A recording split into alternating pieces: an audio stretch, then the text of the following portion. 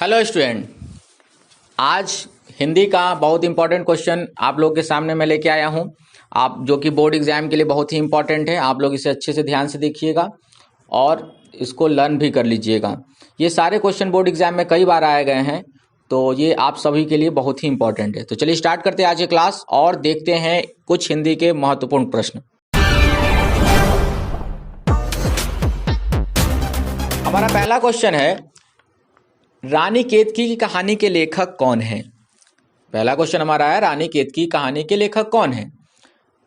Option आपके हैं जयशंकर प्रसाद, मुंशी सदाशुखलाल, तीसरा ऑप्शन है मुंशी इंसाअल्लाह खां और चौथा ऑप्शन है मुंशी प्रेमचंद। ये चार ऑप्शन आपको दिया गया है, इसमें से जो सुटेबल है वो आप मुझे बताइए। मैं आपको सोचने का समय देता हूं।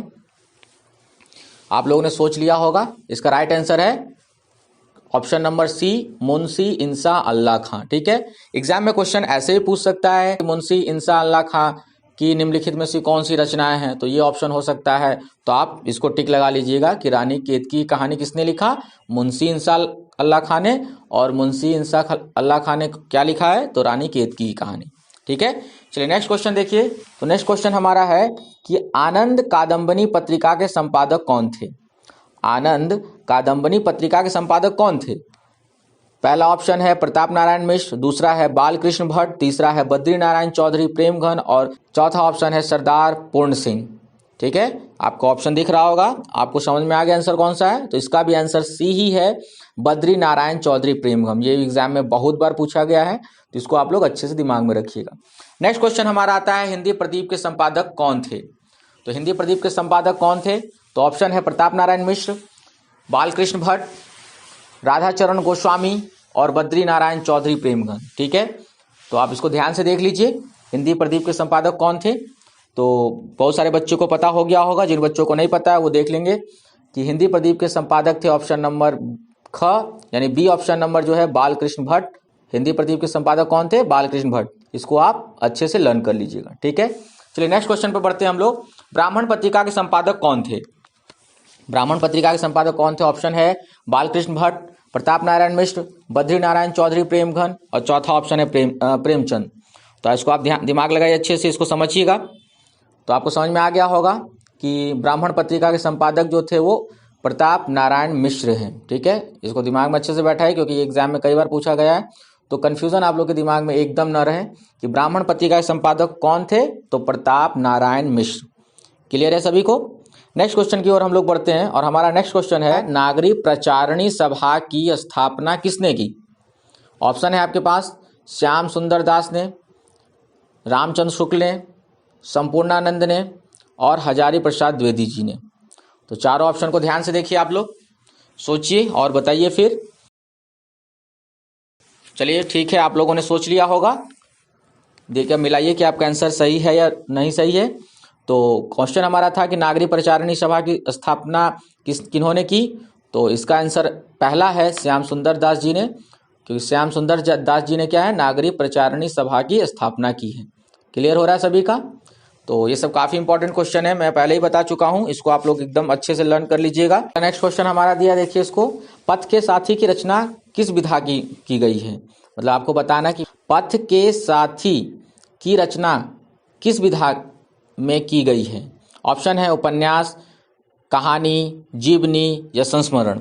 ठीक है, ध्यान से इसको देखिए कि पथ के साथी की रचना किस विधा में की गई है।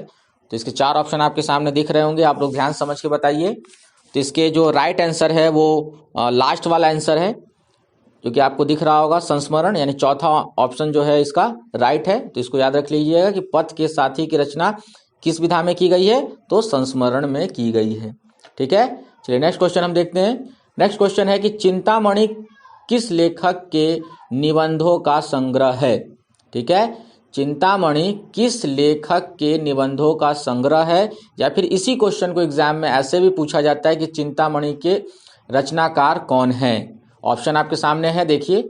नंबर पहला ऑप्शन जो है आपका महावीर प्रसाद द्विवेदी जी का, नेक्स्ट ऑप्शन है हजारी प्रसाद द्विवेदी जी का, नेक्स्ट हमारा ऑप्शन है रामचंद्र शुक्ल का, और लास्ट में ऑप्शन दिया गया आपको विनोबा भावे का। ठीक है, कंसंट्रेट करके आप इसको स्टडी करिए और फिर बताइए कि चिंतामणि के रचनाकार कौन है या फिर चिंतामणि किस लेखक के निबंधों का संग्रह है। तो इसका आंसर राइट होगा रामचंद्र शुक्ल, ऑप्शन नंबर 3 जो कि आपको दिख रहा होगा। तो इसको याद कर लीजिएगा आप लोग कि रामचंद्र शुक्ल जो है चिंतामणि के रचनाकार हैं। नेक्स्ट क्वेश्चन हमारा है, रावट नर्सिंग होम किस शहर में स्थित था। ठीक है, रावट नर्सिंग होम किस शहर में स्थित था, या फिर इसको ऐसे भी क्वेश्चन पूछा जाता है कि रावट नर्सिंग होम की घटना का संबंध किस शहर से है। रावट नर्सिंग होम की घटना का संबंध किस शहर से है। ठीक है, 4 ऑप्शन आपके सामने ये देखिए, पहला है कानपुर, दूसरा है इंदौर, तीसरा है नागपुर और चौथा है नई दिल्ली। ठीक है, ऑप्शन फिर से मैं रीड कर दे रहा हूँ, कानपुर, इंदौर, नागपुर और नई दिल्ली। तो इसका राइट आंसर क्या होगा, आप लोग ने थिंक कर लिया होगा, नहीं किया है तो उसको आप लोग याद कर लीजिएगा कि इंदौर। रावट नर्सिंग होम किस शहर में स्थित था, तो इंदौर में स्थित था। क्लियर हो गया, चलिए ठीक है। नेक्स्ट क्वेश्चन हमारा है, उसको ध्यान से देखिएगा कि आधुनिक गद्य का जनक किसे कहा जाता है। आधुनिक गद्य का जनक किसे कहा जाता है, या फिर आधुनिक हिंदी साहित्य का जनक किसे माना जाता है। 2 क्वेश्चन आपको बताया कि मैंने, ये दोनों क्वेश्चन का सेम है ऑप्शन, आप इसको समझिए, क्वेश्चन पूछने का तरीका चेंज है बस। क्वेश्चन क्या है कि आधुनिक गद्य का जनक किसे कहा जाता है, या फिर आधुनिक हिंदी साहित्य का जनक किसे माना जाता है। तो ऑप्शन है आपके पास, पहला ऑप्शन है भारतेंदु हरिश्चंद्र को, दूसरा ऑप्शन है महावीर प्रसाद द्विवेदी को, तीसरा ऑप्शन है बद्री नारायण चौधरी जी को, और चौथा ऑप्शन है राय कृष्ण दास को। ठीक है, 4 ऑप्शन आपको मिले हुए हैं, देखिए ध्यान से पढ़िए। बहुत सारे बच्चे तो इसका आंसर तुरंत समझ गए होंगे क्योंकि काफ़ी इंपॉर्टेंट है। चलिए ठीक है, आप लोग कंफर्म करिए कि इस क्वेश्चन का जो राइट आंसर है वो पहला आंसर से राइट है, भारतेंदु हरिश्चंद्र को। भारतेंदु हरिश्चंद्र जी को आधुनिक गद्य का जनक कहा जाता है। क्लियर है, चलिए नेक्स्ट क्वेश्चन हम लोग देखते हैं कि आवारा मसीहा के रचनाकार कौन है। आवारा मसीहा के रचनाकार कौन है। तो ऑप्शन है अज्ञेय, यशपाल, विष्णु प्रभाकर, मोहन राकेश।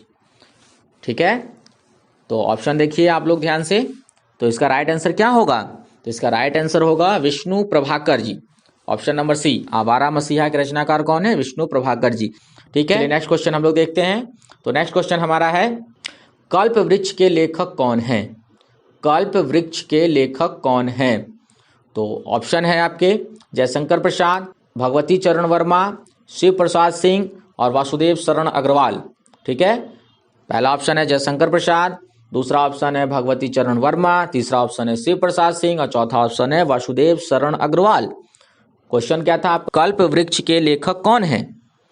तो इसका राइट आंसर होगा वासुदेव शरण अग्रवाल। ठीक है, कंफर्म कर लिया आप लोगों ने कि कितने लोगों का सही है, कितने लोगों का रॉन्ग हो रहा है। देखते रहिए आप लोग। कल्प वृक्ष के लेखक जो हैं वो आपके वासुदेव शरण अग्रवाल जी हैं। ठीक है, ये काफ़ी इंपॉर्टेंट क्वेश्चन है, इसको आप लोग एकदम अच्छे से लर्न करते रहिएगा क्योंकि ये क्वेश्चन सब बोर्ड एग्जाम में कई बार पूछा गया है। इसलिए मैं आप लोगों के लिए सारे क्वेश्चन का जो है सीरीज लेके आया हूँ। ठीक है, तो आज के लिए बस इतना ही। नेक्स्ट क्लास में हम लोग नेक्स्ट और भी क्वेश्चन पे डिस्कस करेंगे। तब तक के लिए thank you, goodbye and take care.